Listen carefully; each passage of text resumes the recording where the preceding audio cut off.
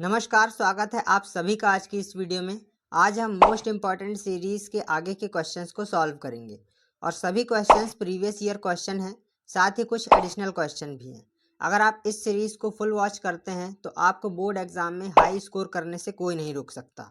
अगर अभी तक आपने इस सीरीज़ के पार्ट 1, पार्ट 2 और पार्ट 3 को नहीं देखा है तो सबसे पहले आप इन तीनों पार्ट को देख लीजिए। वीडियो का लिंक कॉमेंट बॉक्स में पिन है। नेक्स्ट क्वेश्चन दिया हुआ है, find a quadratic polynomial each with the given numbers as the sum and product of its zeros आर रिस्पेक्टिवली। एक द्विघात बहुपद ज्ञात कीजिए जिसके शून्यों के योग तथा गुणनफल क्रमशः दी गई संख्या है। तो यहाँ पर हमें क्वाड्रेटिक पॉलिनोमियल फाइंड करना है और हमें सम ऑफ जीरोस और प्रोडक्ट ऑफ जीरोस दिया हुआ है। फर्स्ट क्वेश्चन दिया हुआ है 1 और 1। ये क्वेश्चन 2022 के बोर्ड एग्जाम में पूछा गया है। एक ये वाला 1 है सम ऑफ जीरोस और ये है प्रोडक्ट ऑफ जीरोस। ये है शून्यकों का योग, ये है शून्यकों का गुणनफल। तो सबसे पहले तो हम जानते हैं कि सम ऑफ जीरोस शून्यकों का योग, सम ऑफ जीरोस होता है -b/a और यहाँ पर हमें सम ऑफ जीरोस दिया हुआ है 1 इज इक्वल्स टू -b/a। देखिए इस 1 के अपॉन में कुछ नहीं है, इसका मतलब यहाँ पर 1 होगा। तो यहाँ से हमें a की वैल्यू मिल गई 1, a इज इक्वल्स टू 1 है तो a की वैल्यू मिल गई 1। तो यहाँ से तो हमें a की वैल्यू फाइंड हो गई। अब हमें b की वैल्यू निकालना है। तो यहाँ पर -b इज इक्वल्स टू 1 दिया हुआ है।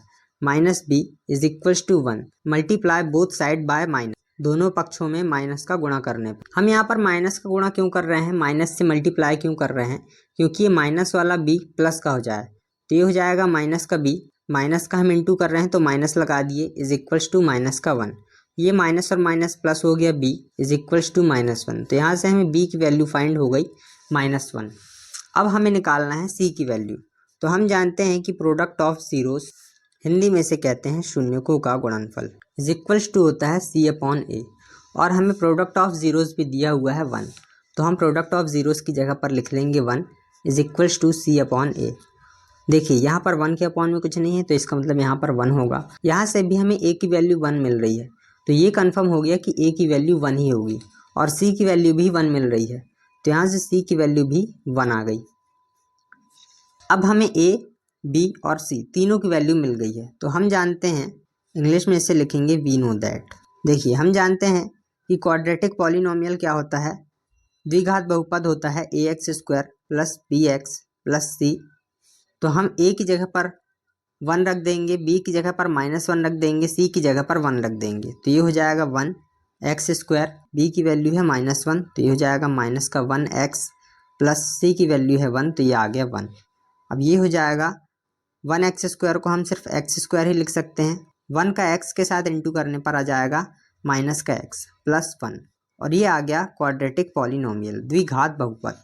तो हम कह सकते हैं so quadratic polynomial x² - x + 1, Hindi में इसे लिखेंगे अतः द्विघात बहुपद x² - x + 1 होगा। सेकंड क्वेश्चन दिया हुआ है -3 और 2, जहाँ पर -3 है सम ऑफ जीरोस और 2 है प्रोडक्ट ऑफ जीरोस। -3 है शून्यकों का योग और 2 है शून्यकों का गुणनफल।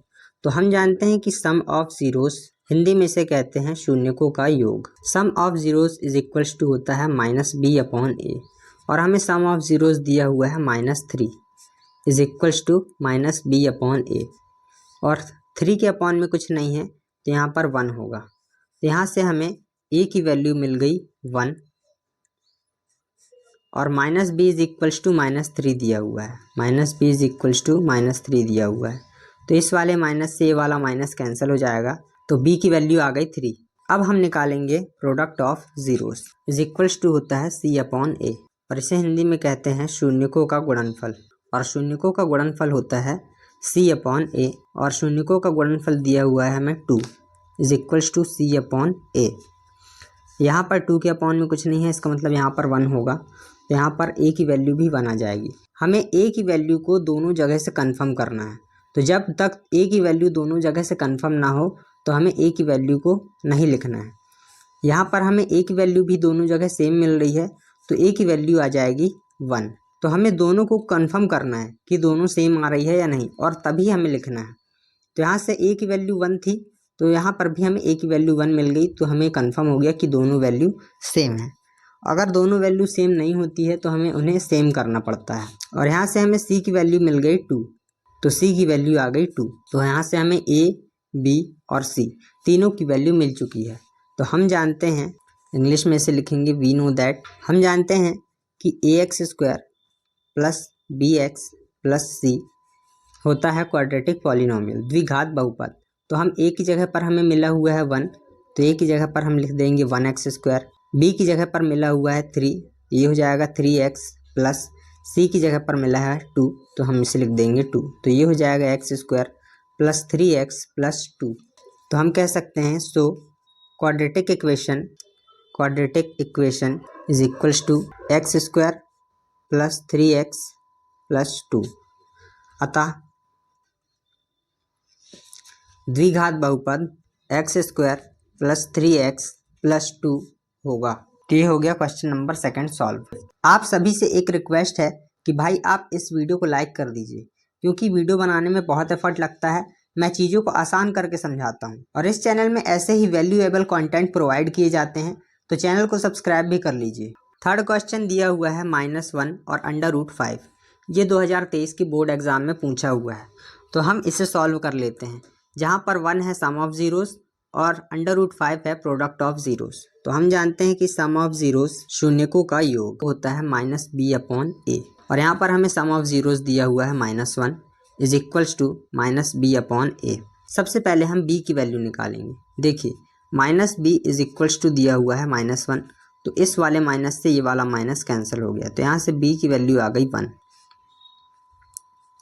अब इस 1 के अपॉन में कुछ नहीं है, इसका मतलब यहाँ पर 1 है, तो a की वैल्यू हमें 1 दिख रही है। लेकिन अभी हम a की वैल्यू नहीं निकालेंगे, दूसरे टर्म में भी जब a की वैल्यू कंफर्म हो जाएगी तब हम a की वैल्यू निकालेंगे।